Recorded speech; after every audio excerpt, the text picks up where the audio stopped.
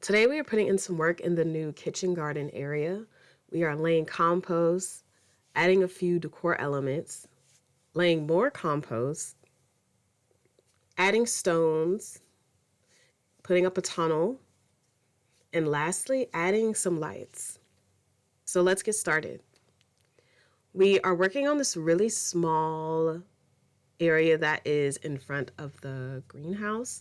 We started this bed last year using the no dig method, laying boxes in soil and planted in this bed a few weeks after I created it. I had a mass amount of sunflowers right here, so I won't be surprised at all if I end up getting some bonus sunflowers in this same spot. And luckily this area wasn't too bad. There wasn't that many weeds. These green stems here are actually alliums. I planted two different varieties, the Purple Sensation and the Mount Everest, and I can't remember which ones I planted in this exact spot. I planted them in different areas of my garden at the end of December, and they started coming up this month. I thought I had planted them too late actually because they say to plant them in fall, and I waited until the end of winter. But they are looking really great. I actually did a drift of 60 or so in another area, and I cannot wait to see them in full bloom. So the compost has been laid, and I'm adding a small decorative gate right here, mainly to keep my 3-year-old from stomping in the space. The goal is to plant seeds here in the next few weeks, and the gate just acts as a pretty deterrent for tiny toddler feet. I actually purchased this gate on Marketplace. I love thrifting and buying items secondhand. It's just so fun.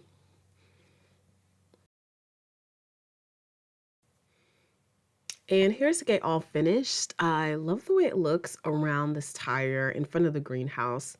I think it gives this area like a little cottage charm. Now the real hard work begins on this morning. This is the entrance to the kitchen garden. We left the opening wide because we knew we wanted to be able to still get our carts through, and I wanted an arbor here. I found these two gardeners supply Titan tunnels on Marketplace also for such a good deal. For now, I'm going to get them both moved out of the way.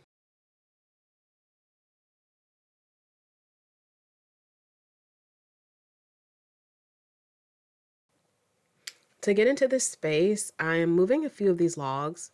We are using them as a natural border, again to deter our toddler, but mainly for the look it gives. I will probably soften up the logs a bit with some flowers. I got a comment on Instagram saying that I should grow moss on the logs. I never thought of that, but maybe I'll give it a try. Next, I'm pulling this tarp out of the way. We knew that we wanted to grow in this area, so we laid cardboard down and put landscape fabric on top of it. We would have just used wood chips on top, but we ran out. The arborist that drops chips off for us didn't have a load at the time, so we used what we had on hand, and it worked. This has been topped for about a year, so I was super happy to finally say goodbye to it. It it's just been an eyesore for me.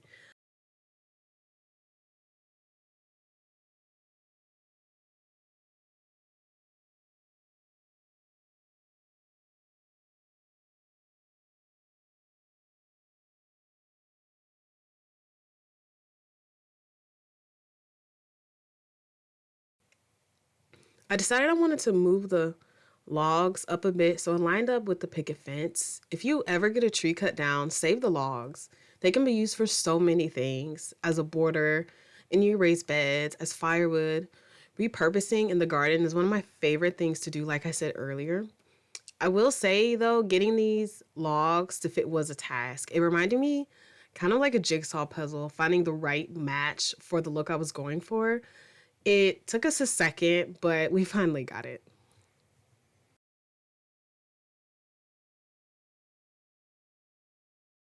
All right, it is soil time now. We are using humus compost from Soil 3. It's not the cheapest compost, so I'm anxious to see how it performs in the garden. I will say that I do like the texture. It is very soft compared to other composts that I've used. And each of these big yellow bags contains 1 cubic yard. All right, let the laying begin.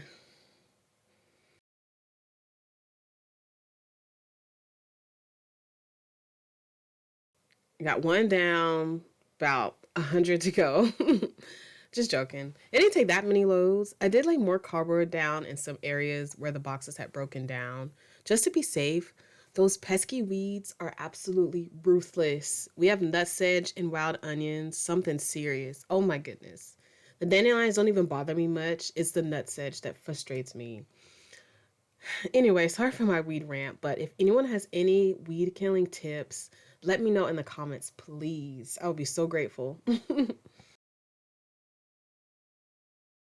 After I got some cardboard laid down, I went back to laying the compost and then I started spreading it. I used a bow rake for this part and made it really easy to spread.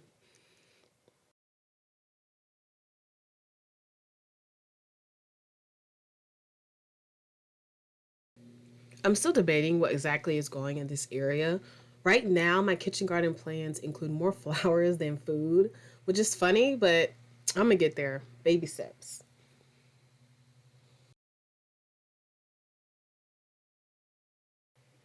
And speaking of baby steps, here is that toddler in question. Look at him waving so cute. His name is Axel, and he loves to step all in my newly planted beds. For that reason, I'm making them a butterfly garden soon, so they have a nice space to escape to. He loves butterflies and calls them buffries. Oh my gosh, it's so cute. He is the sweetest little boy ever.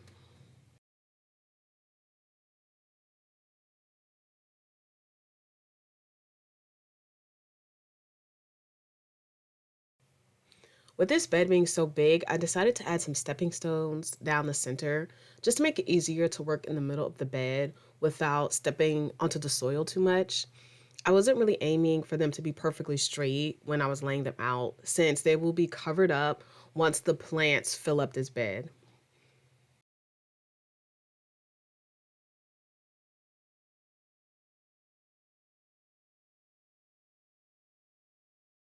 All right, now it is tunnel time. I decided that I just wanted one tunnel right here in this spot, and my children laid claim to the other tunnel, which is fine. I think it would make a great pea tunnel for their butterfly garden anyway. They can snack on the peas while lounging under it. I think that'll be really pretty. I'm definitely going to be making several videos about the butterfly garden when we create it from start to finish. So be sure to subscribe and turn on notifications so you don't miss that. As far as this tunnel here, I'm thinking pole beans, but not 100% sure. Let me know in the comments what you think I should grow on this tunnel.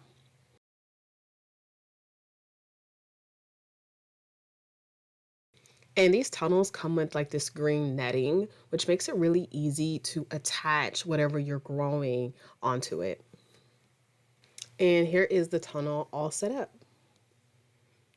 Now it is time for some lights. We are adding these solar lights we purchased on Amazon on top of each of the posts. We left the posts long for the purpose of hanging something on them, but I'll talk about that more later. I like having light in the garden because I love coming out here in the late evening, especially in the summer. It is so peaceful, so warm and quiet. I just love it. These solar lights were really easy to install and it took just a few minutes. Okay, we got the first one installed and we are going to go ahead and add the other ones.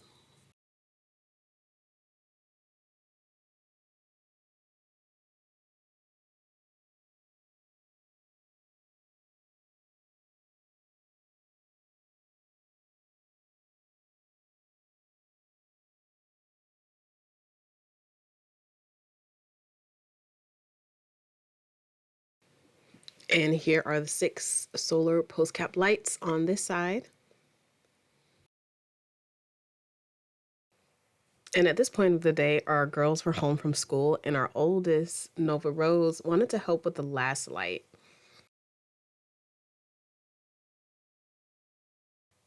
And here is how that tunnel looks from this side. Okay, so about the tall fence posts, we left them this height because I want to hang something from them. I'm thinking either lanterns or hanging baskets. So I thought these hooks would work for me, but they end up not being the look that I wanted. So Rodney is going to remove them, and I'm filling the holes back in with just some wood filler. And I'll just keep shopping around for hooks that I like. We had some compost left, so we dumped it into one of our raised beds. It was awkward to lift. I was struggling a tad bit. But so far, I'm thinking for this bed, peppers, onions, maybe tomatoes right here. I would love to add more raised beds soon, but for now, containers and grow bags are going to be my go-to. And then night fell upon us. Here are the lights. I felt like it was missing something though. The tunnel just disappears in the dark, so I had to fix that. I'm using some solar fairy lights and wrapping them around the tunnel. These lights do have an off and on switch, so when the veggies or whatever I decide to grow here start overtaking the tunnel this summer, I will turn the lights off so it doesn't attract too many bugs to this space.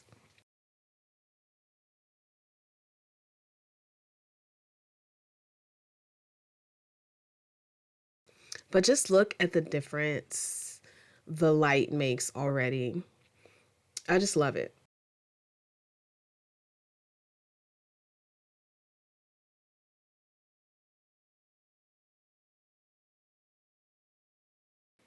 But just look at the difference a little light makes. I think it's really pretty. I feel like the greenhouse needs some lights also. What do y'all think?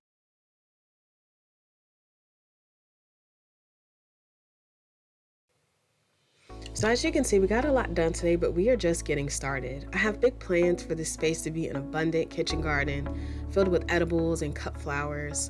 We have gravel coming soon that will be put on that black tarp. I have containers and grow bags to arrange, drip irrigation to lay, but I think everything is coming together really nicely. Working on the foundation has been the toughest part for us, but I know it will be worth it to see all the plants and pollinators working together in this space. Follow along with us as we continue working on our Dearest Garden by subscribing, and we will see you next time. Thanks for watching.